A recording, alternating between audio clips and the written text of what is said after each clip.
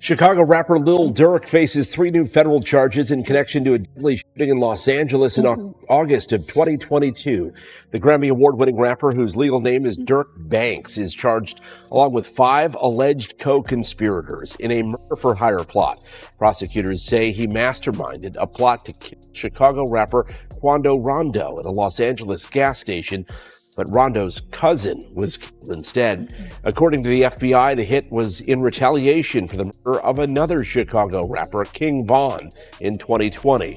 Lil Durk remains in federal custody in Miami, where he was arrested last month. Lil Durk is locked inside a federal detention center in Los Angeles right now. Not state prison, not county jail, but the Metropolitan Detention Center, better known as MDC Los Angeles. Inside that place sits Durk Devontae Banks, the first Chicago drill rapper to win a Grammy, the same artist whose album still hit the top 3 on the Billboard 200 while he was already behind bars. But now, the federal system has him living with almost nothing before he's even been found guilty of a crime. He's reportedly spending 23 hours a day trapped inside a tiny cell barely big enough for a bed, a sink, and a toilet. No commissary access, no face-to-face visits, and only one phone call every single month. Not every week, not every few days, one call every 30 days. This is a man with 7 children, a wife, and a family on the outside while his case keeps getting pushed back again and again. His trial has already been delayed 4 different times, and he's reportedly been sitting in that building since October 2024, stretching past a year and a half with no conviction, no verdict, and no trial completed. And according to court filings, the reason things got even worse was allegedly an Apple Watch. That's what his lawyers claim, and that's what reports from allhiphop.com said after reviewing the legal documents themselves. On August 29, 2025, Durk was reportedly moved into solitary confinement, also known as the SHU, at MDC Los Angeles after staff accused him of having a contraband Apple Watch with cellular service. Officials also claimed he allegedly tried to damage the watch when they attempted to confiscate it. From that moment, they placed him in the hole for 131 straight days before his legal team finally got to court to review what was happening behind those walls. So Lil Durk was caught with an Apple Watch in jail and attempted to destroy, authorities say on Monday. The prosecution filed a motion to Durk's murder for hire case requesting an anonymous jury for the upcoming trial. The motion cites authorities finding out that Durk was in possession of an Apple Watch in August, a significant risk of witness tampering. And when Durk's legal team finally filed that motion in January 2026, his attorney Christy O'Connor put this directly into the court filing, word for word. The psychological toll of extended solitary confinement is well documented. Lil Durk has not been convicted of these charges. He pleaded not guilty, and under the law he is still considered innocent unless proven otherwise. Yet prosecutors had him spending month after month locked inside a cell barely larger than a parking spot. That's the reality his team says he was facing inside MDC Los Angeles, and the situation only gets deeper from here. To really understand why the federal government is coming at Durk this hard, you have to rewind and look at how fast everything changed. Go back to October 20th, 2024. Durk was on stage at the United Center in Chicago, celebrating his birthday in front of a massive crowd. The same building where Michael Jordan became a legend was packed out for him that night. Lil Baby was there. Sexy Red, Bossman, Delo, JT, major names all around him while fans screamed every lyric back at the stage. Just months earlier, in February 2024, Durk had won a Grammy for Best Melodic Rap Performance for All My Life with J. Cole.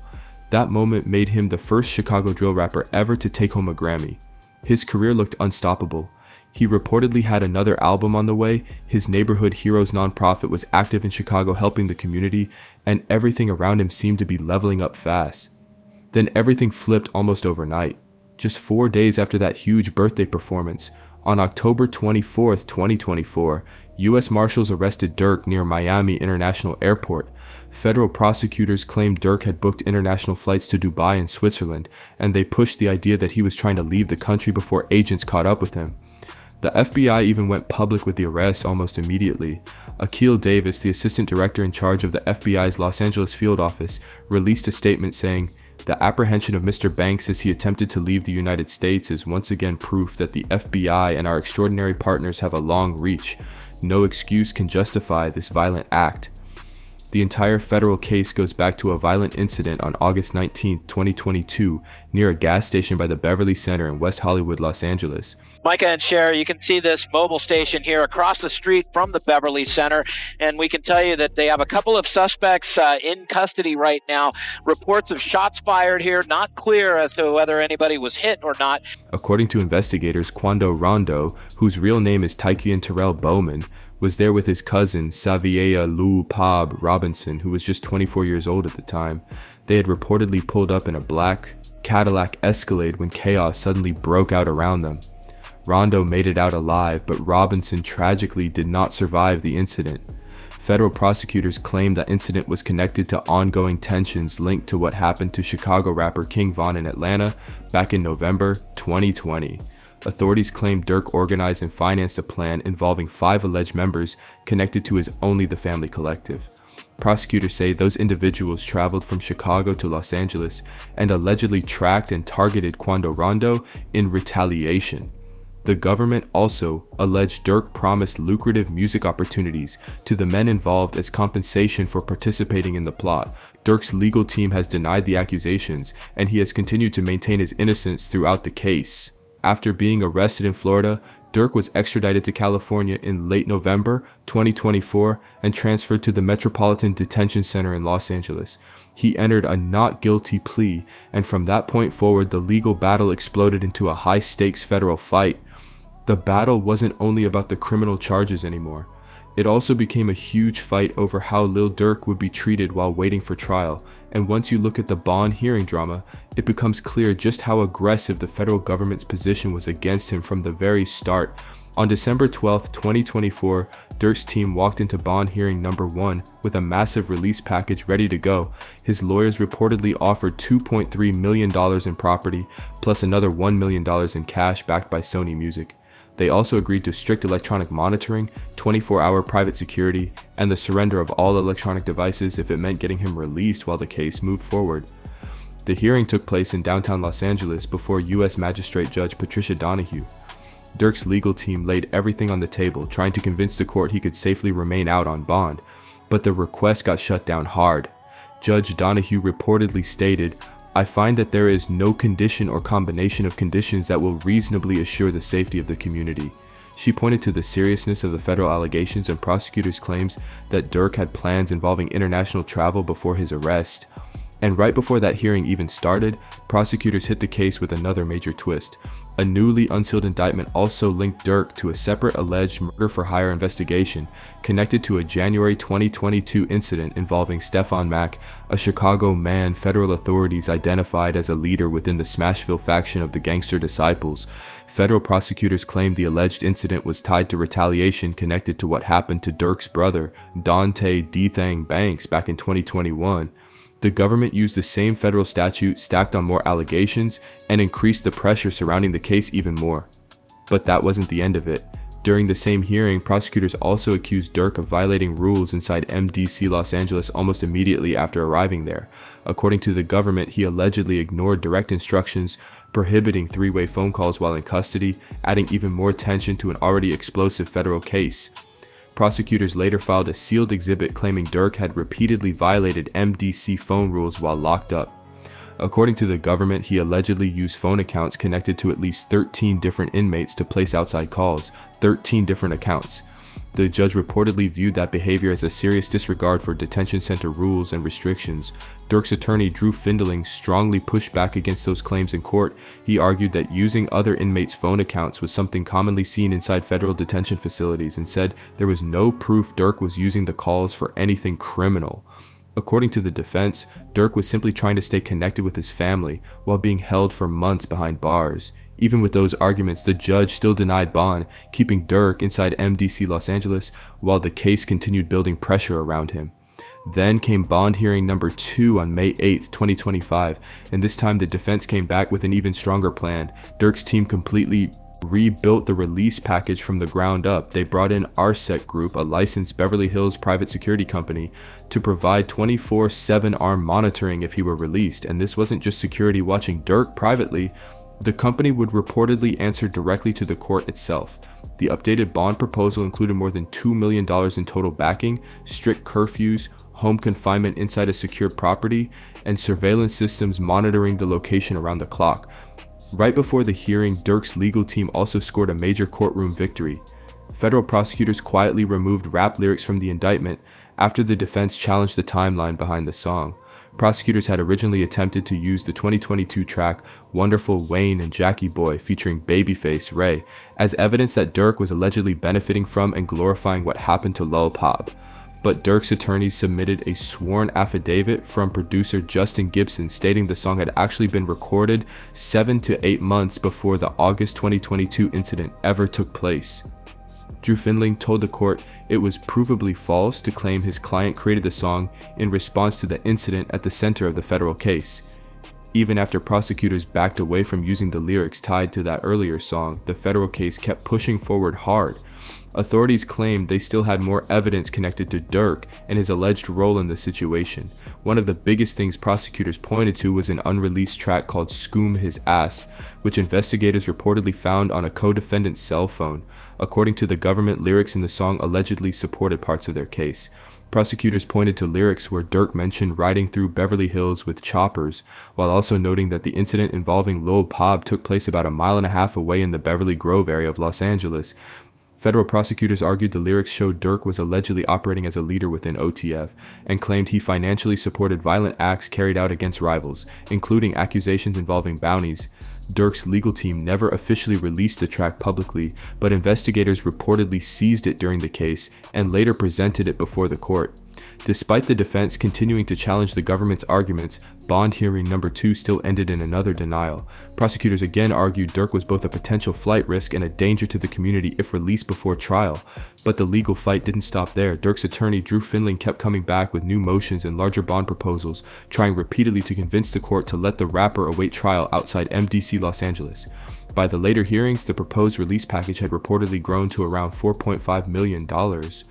The updated proposal included armed private security from RSEC Group, electronic monitoring, court supervision, real estate equity, and cash support tied to Alamo Records. Still, U.S. District Judge Michael Fitzgerald ultimately denied the request again. The judge sided with federal prosecutors stating that no combination of release conditions would reasonably guarantee Durk's return to court or ensure public safety while the case remained active.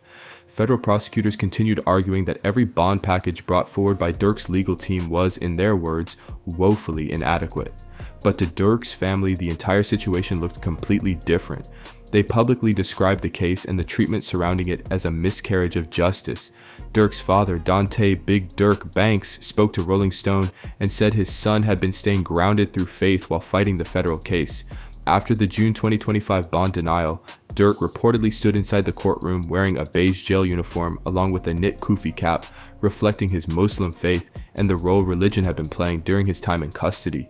According to reports from the hearing, Durk turned toward the gallery, placed his right hand over his heart, and smiled at nearly 24 family members and supporters who had shown up to stand behind him. His father later said he's strong and focused, he's still smiling, he's standing on his faith, believing God will make a way. 4 separate bond attempts, millions of dollars offered, armed private security ready to monitor him around the clock. Yet every single time the court denied his release and sent him straight back into federal custody. And this is where the story surrounding Durk's treatment inside MDC Los Angeles reportedly takes an even heavier turn.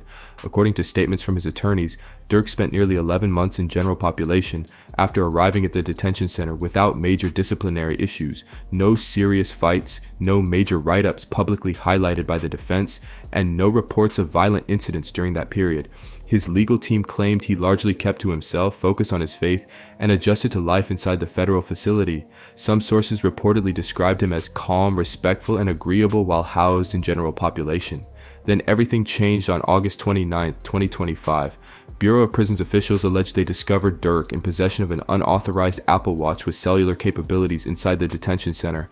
That accusation would reportedly trigger the harshest conditions he had faced since entering federal custody and completely shift the direction of his situation inside MDC Los Angeles. According to federal prosecutors, this wasn't just a regular smartwatch situation. Authorities claimed the Apple Watch allegedly had cellular capabilities, meaning it could potentially make calls and send messages without going through the detention center's monitored phone system. That immediately raised alarms, with prison officials and investigators handling the case. The government also alleged that when staff attempted to confiscate the device, Durk tried to damage or destroy it before they could fully seize it. In a court filing, prosecutors wrote, "Even more troubling is Banks's conduct after he was caught. Rather than accept responsibility for this violation, defendant allegedly obstructed the investigation, attempting to damage and slash or destroy the communications device." That same day, August 29th, officials transferred Durk out of general population and into the segregated housing unit, better known as solitary confinement. And according to his attorneys, the conditions inside that unit were extremely harsh. Durk's lawyer, Christy O'Connor, described the situation directly in a court filing, writing, "Lil Durk is confined to a very small jail cell, just large enough for a single bed, a toilet, and a sink. He has no access to commissary, only one phone call per month, and no in-person visits. The psychological toll of extended solitary confinement is well documented." Those details painted a grim picture: a tiny cell with barely enough room to move around, nearly 23 hours a day spent alone, only 1 hour outside the cell, no commissary access, meaning no extra food, personal hygiene products, or small comforts beyond what the facility provides, no in-person visits from loved ones, and only a single phone call allowed every 30 days. Durk's legal team argued these weren't just difficult detention conditions, but potentially excessive treatment for someone still awaiting trial and who had not been convicted. That claim quickly became another major battle inside an already explosive federal case, with his attorneys pushing the court to step in and review what was happening inside MDC Los Angeles.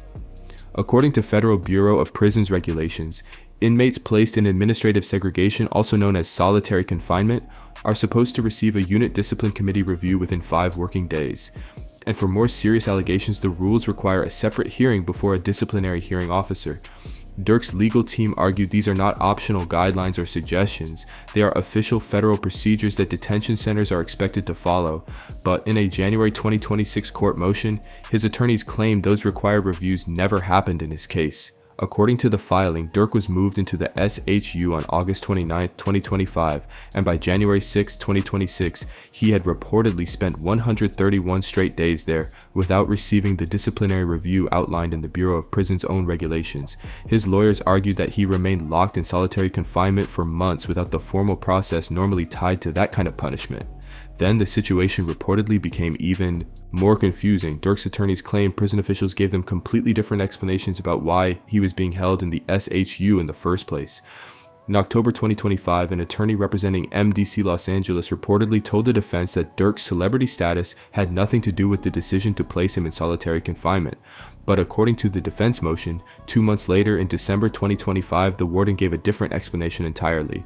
The warden allegedly told Durk's attorneys that the rapper was considered a risk because of the high-profile nature of his case, along with possible rule violations. That raised even more questions for the defense. Was the confinement about the alleged Apple Watch incident? Was it connected to his celebrity status? Or was it tied to the publicity surrounding the federal case itself? Throughout all of this, Durk's legal team argued that no formal disciplinary hearing had ever been held, despite him spending months inside solitary confinement at MDC Los Angeles. Durk's attorneys argued the situation crossed serious legal lines on multiple levels. First, they claimed the Bureau of Prisons failed to follow its own federal regulations regarding disciplinary reviews for inmates placed in solitary confinement. Second, they argued the conditions could potentially violate the 8th Amendment of the United States Constitution, which protects against cruel and unusual punishment. Because of those concerns, the defense filed a motion in January 2026 demanding a status hearing over the conditions Durk was facing inside MDC Los Angeles. On January 7, 2026, a judge held a hearing and later scheduled another proceeding for February to continue reviewing the matter further. Then came a major shift. On January 15, 2026, after spending roughly 5 months in solitary confinement, Durk was removed from the SHU and transferred back into general population at MDC Los Angeles. But that did not mean he was released from custody. He did not make bail and he did not walk out of federal detention. He simply moved from solitary confinement back into the main section of the facility, where he remains in federal custody as of May 2026. According to his legal team, it took months of motions, court pressure, and public attention just to get him out of solitary confinement without a formal disciplinary process ever taking place. That fight became one of the biggest flashpoints in the entire federal case surrounding him, and when you connect all the pieces together, the bond denials, the alleged phone violations, the solitary confinement battle, prosecutors appear to be building a much larger narrative around Durk and his organization. Federal authorities have made it clear in court filings that they are not viewing this case as simply one rapper accused of involvement in violence. Instead, prosecutors have repeatedly focused on OTF, only the family, describing it in legal filings submitted before Judge Michael Fitzgerald as what they call a hybrid organization that allegedly mixes legitimate business operations with organized criminal activity. That description has become a central part of how the government is framing the entire case against Lil Durk and the people tied to him. Federal prosecutors argued in court filings that OTF, only the family, allegedly operated under Durk's direction as something positioned between a music label and a criminal enterprise. That description became a major part of how the government framed the entire case moving forward. In a November 2025 filing, prosecutors claimed Durk and people connected to OTF had shown what they described as contempt for the judicial process. The government also alleged that individuals associated with the organization had intimidated witnesses, threatened a magistrate judge, and targeted a federal prosecutor involved in the case. Those are serious accusations, and prosecutors included them directly in sworn federal court filings, not social media rumors or rap lyrics. According to court documents, the threats allegedly came from individuals described as Durk supporters, not from Durk personally. The filing stated that several violent voicemails were allegedly left for U.S. Magistrate Judge Patricia Donahue, the same judge who denied Durk's first 2 bond requests. Prosecutors claimed the messages were graphic and alarming, with one caller reportedly threatening violence if Durk or his co-defendant, DeAndre Wilson, were convicted. Federal prosecutors also alleged that Assistant U.S. Attorney Ian Ianiello, one of the lead prosecutors on the case, received a separate threatening phone call. According to court filings, the caller allegedly threatened to seriously harm him if Durk was not released from custody. Authorities emphasized these were not random internet comments posted online. Prosecutors argued these were direct communications sent to federal court officials through official phone systems, making the situation even more serious in the eyes of the court. Because of those incidents, the government requested extraordinary protections for the upcoming trial. Prosecutors asked Judge Michael Fitzgerald to approve an anonymous jury, meaning the names, addresses, and workplaces of jurors would be hidden from both sides during the proceedings. That kind of request is typically associated with high-profile organized crime or terrorism-related cases, showing just how seriously federal authorities were treating the situation surrounding Durk and OTF. The government argued that anonymous juries are used in situations where officials fear potential risks tied to juror identification. In this case, prosecutors claimed extra protection was necessary because of the alleged threats surrounding the federal proceedings. Durk's defense team strongly pushed back against that request. Lead attorney Drew Findling filed a response arguing that an anonymous jury could damage transparency and fairness inside the courtroom while also undermining Durk's presumption of innocence. Findling argued those kinds of protections are normally reserved for cases involving immediate and clearly established dangers, not assumptions or speculation. But prosecutors continued pressing forward with their claims in court filings throughout late 2025. In the same November 2025 filing, the government also accused Durk of allegedly directing threats toward cooperating witnesses and even members of their families. Those witnesses were expected to testify during the federal trial, making the accusations especially serious in the eyes of prosecutors. Federal authorities also circled back to the allegations surrounding detention center communication violations. Alongside the Apple Watch accusations, prosecutors claimed Durk had repeatedly bypassed monitored systems inside MDC Los Angeles by allegedly using phone PINs tied to 13 other inmates and participating in prohibited three-way calls. According to the government, all of those incidents together painted a larger picture. Prosecutors argued Durk allegedly continued violating rules even while held inside a highly secured federal detention center. They also pointed to the alleged threats made by supporters toward judges and prosecutors, along with accusations involving witness intimidation, as reasons why strict conditions were necessary. The government further claimed Durk allegedly attempted to destroy the Apple Watch when officers tried to seize it, which prosecutors argued raised additional concerns about evidence handling and rule violations. Based on all of those factors combined, federal authorities maintained that he should remain in custody before trial, and that extraordinary protections, including an anonymous jury, were justified in the case. Durk's defense team has argued from the beginning that federal prosecutors are taking separate incidents and building a larger narrative they may struggle to fully prove at trial. His former lead attorney, Drew Findling, repeatedly pointed out that Durk does not have a prior federal criminal conviction and insisted the government has been stretching certain allegations beyond what the evidence actually shows. Findling also highlighted the fact that prosecutors eventually dropped the rap lyrics they originally tried to use in the indictment. According to the defense, one of the remaining key details prosecutors leaned on was an alleged text message from August 18, 2022, where Durk reportedly told a co-defendant, "Don't book no flights under no names involved with me. The government interpreted that message as an attempt to avoid detection and conceal activity connected to the case. But the defense argued the text by itself proves nothing criminal and was being taken completely out of context. Still, the bigger issue for Durk inside MDC Los Angeles was how every incident kept stacking on top of the next in the eyes of prosecutors and the court. According to federal filings, the alleged three-way phone calls, the accusations involving inmate phone PINs, and the Apple Watch incident were all used to argue that Durk would not follow detention rules under any circumstances. And those allegations didn't just affect the courtroom arguments, they reportedly had a direct impact on the conditions he faced while locked inside the federal detention center. Prosecutors pointed to the phone allegations during bond hearings. The Apple Watch accusations reportedly led to 5 straight months in solitary confinement. Piece by piece, each issue added more pressure around the case and helped shape how the court viewed him while awaiting trial. As of May 2026, Durk remains inside MDC Los Angeles in general population, still waiting for the federal case to move forward after multiple delays. The current trial date is set for August 25, 2026, though previous dates have already been pushed back several times. And this is the part of the story that keeps people talking. Through the bond denials, the solitary confinement battle, the new allegations, the seizure of unreleased music, and months of uncertainty inside federal custody, Durk has continued sending small signals to supporters from behind those walls. To many people following the case, those moments paint a very personal picture of how this experience has reportedly been affecting him mentally, emotionally, and spiritually while he waits for trial.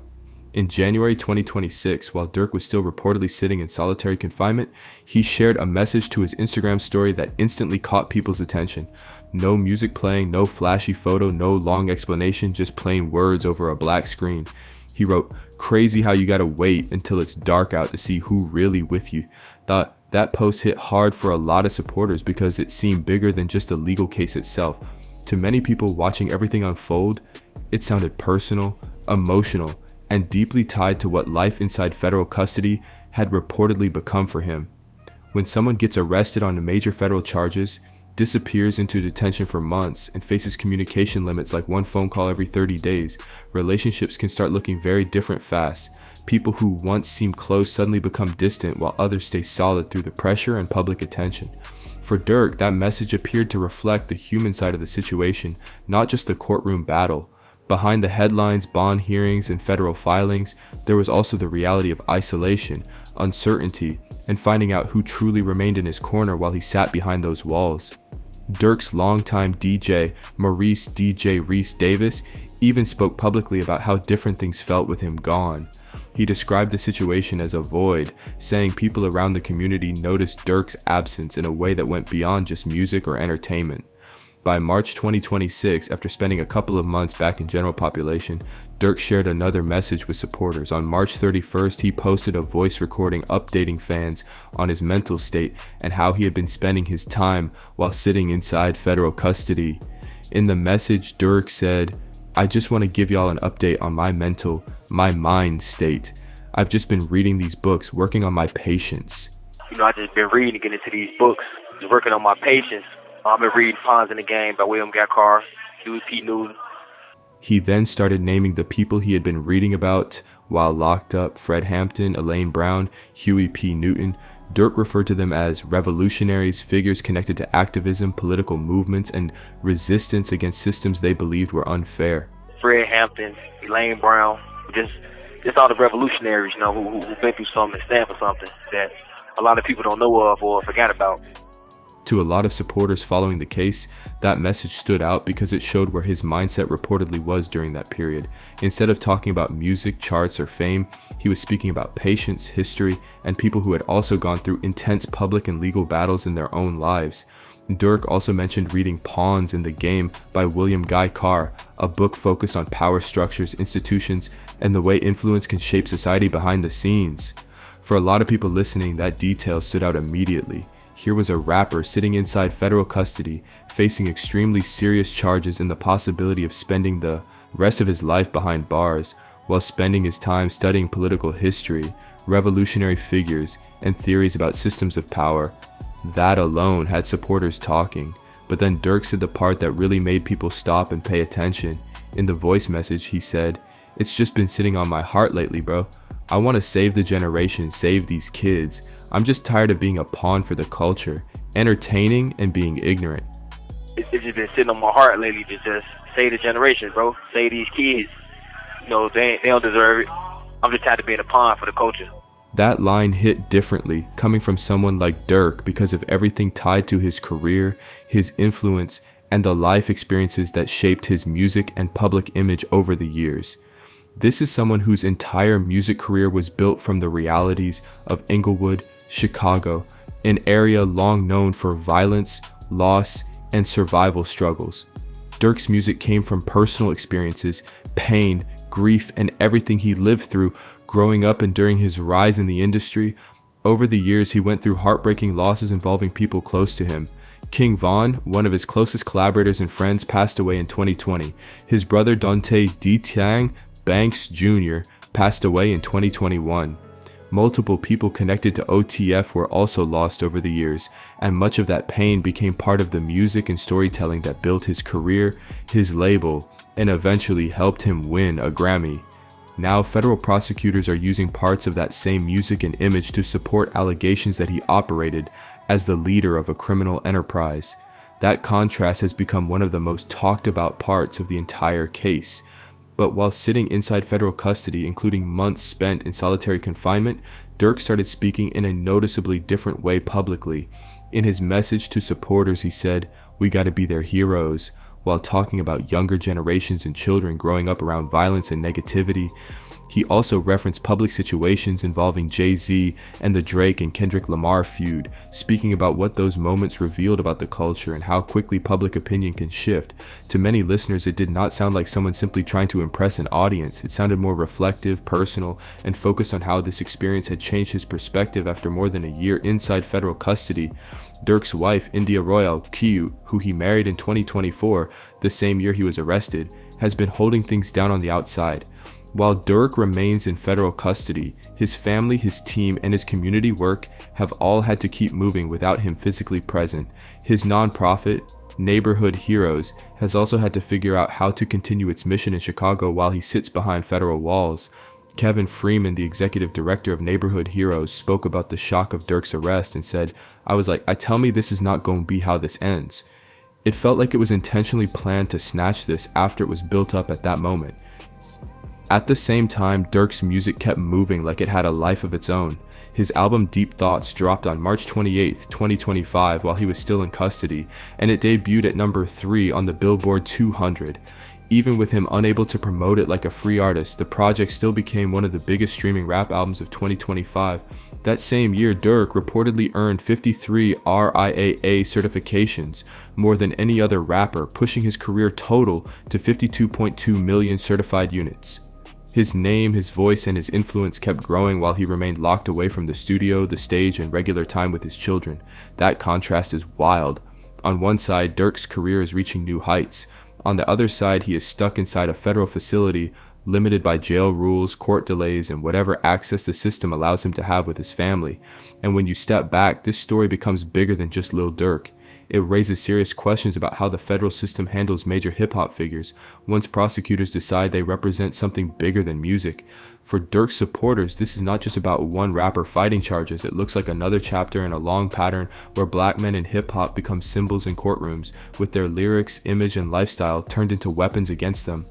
Over the last several years, multiple major rap figures have found themselves caught in massive criminal cases tied to organized crime allegations and RICO-style prosecutions. Young Thug spent years locked in a Georgia jail while fighting the YSL case. Gunna also became wrapped up in the same investigation. Meek Mill dealt with years of probation issues and repeated court battles that many legal analysts and supporters viewed as excessive or disproportionate. Sean Diddy Combs has also remained in federal custody at MDC Brooklyn while awaiting trial in his own separate case. To many people watching these situations unfold, it feels like the federal government has developed a very aggressive strategy when dealing with high-profile hip-hop artists. Supporters of Durk point to several recurring patterns they believe are showing up again in his case: expanded indictments, additional allegations added after the original arrest, attempts to use rap lyrics as evidence until challenged in court, prosecutors framing music groups as criminal organizations, requests for anonymous juries normally associated with organized crime or terrorism cases, repeated bond denials even when millions of dollars in strict security conditions are offered. These aren't just internet theories or social media rumors. Many of these arguments and descriptions appear directly in federal court filings tied to Durk's case. Prosecutors officially described OTF in legal documents as a hybrid organization that allegedly combines legitimate business operations with organized criminal activity.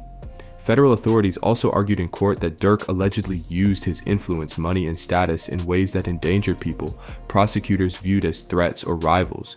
According to the government, those concerns justified keeping him detained before trial and supported strict security measures throughout the case. Durk's supporters, meanwhile, see the situation very differently. They point to the months he spent in solitary confinement without a formal disciplinary hearing and the repeated bond denials despite a reported $4.5 million release package as examples of how aggressively the federal system has approached the case against him.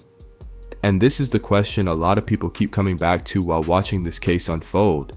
At what point does pretrial detention start feeling like punishment before a conviction ever happens? Lil Durk has not been found guilty in court. No jury has reviewed all the evidence and delivered a final verdict.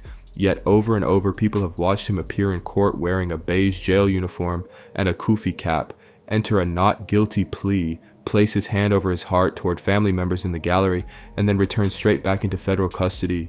Between those courtroom appearances, Durk reportedly spent months living inside a tiny cell barely large enough for a bed, a sink, and a toilet.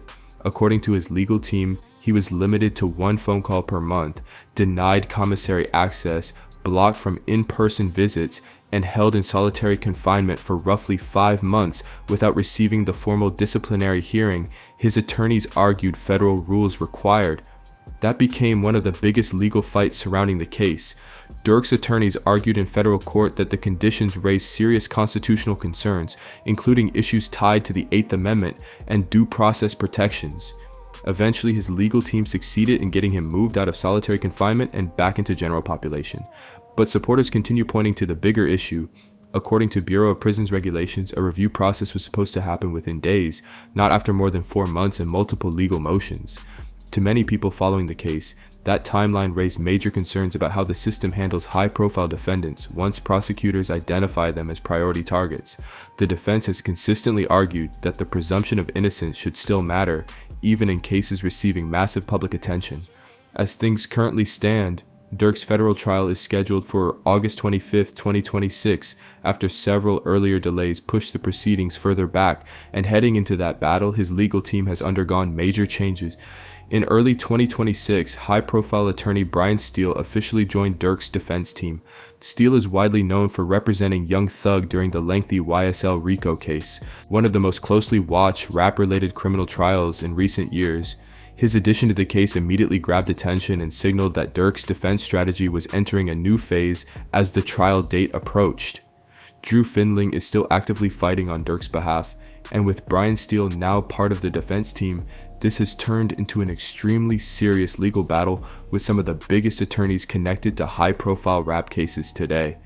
Durk's lawyers have already managed to get the rap lyrics removed from the indictment, challenged the anonymous jury request, fought the Apple Watch allegations, and successfully pushed to get him out of solitary confinement after months inside the SHU. The defense has also filed motions, arguing the indictment lacks enough factual detail to fully support some of the government's claims, and from everything happening in court so far, it's clear they are nowhere near done fighting this case. But despite all those legal battles, Lil Durk is still sitting inside MDC Los Angeles right now while this video is being watched. He remains in general population waiting on a federal trial that has already been delayed 4 different times, facing charges that could carry a mandatory life sentence if convicted. Meanwhile, life outside those walls keeps moving. His children are growing up without him at home. India Royale is continuing to hold things together for the family. Neighborhood Heroes is still operating without its founder physically present, and somehow, even while locked inside federal custody, Durk's music career continues reaching new heights without him ever stepping into a recording booth. At the same time, he's sending messages about growth, patience, and wanting to save the generation, while studying figures like Fred Hampton and reflecting on the culture around him. Let me know what you think about everything happening in this case. Drop your thoughts in the comments, hit that like button, subscribe for more updates, and share this video with somebody following the Lil Durk situation closely.